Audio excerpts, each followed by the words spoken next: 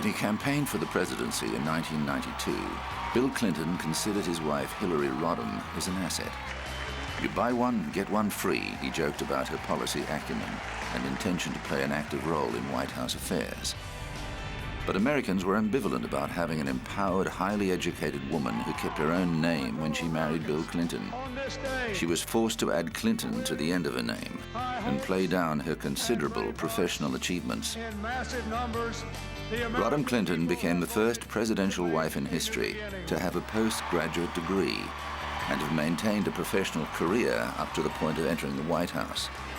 There, she occupied an office in the West Wing alongside the president's staffers, rather than the traditional First Lady's domain in the East Wing.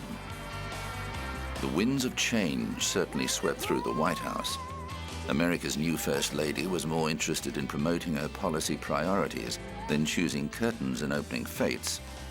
Clinton's agenda focused on bringing the United States closer to the center, and his initiatives included imposing a 5-day waiting period for Americans wishing to purchase a handgun and cutting taxes to 15 million low-income families.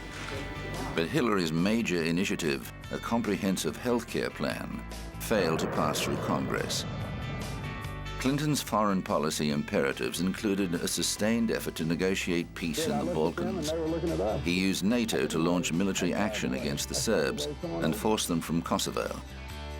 North Korea's plan to build nuclear weapons was also a challenge to the Clinton administration, and it called in former leader Jimmy Carter to broker an agreement with the rogue state. Clinton used America's clout to bring PLO chairman Yasser Arafat and Israeli Prime Minister Yitzhak Rabin to the table, leading to the historic Oslo Accords in September 1993, which allowed limited self-rule in the Palestinian territories.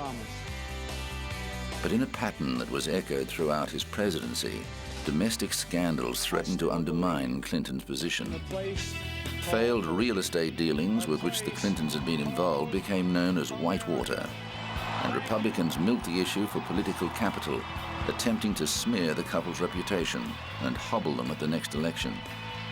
But the campaign went well for the Clintons.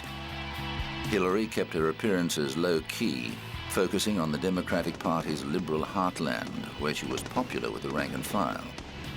Bill Clinton won the 1996 presidential election with an increased majority, but it didn't take long for more scandals to surface. Paula Jones, a former Arkansas state employee, had filed a sexual harassment suit against the president, and Clinton was forced to pay her a $750,000 settlement to prevent it from going to trial. But there was much worse to come. An internet gossip column called The Drudge Report got wind of an affair between the president and one of the White House interns, 22-year-old Monica Lewinsky. I did not have sexual relations with that woman, Miss Lewinsky. I never told anybody to lie, not a single time, never. These allegations are false. With Hillary by his side, the president attempted to weather the storm, but the evidence mounted up and he was forced to confess his infidelity.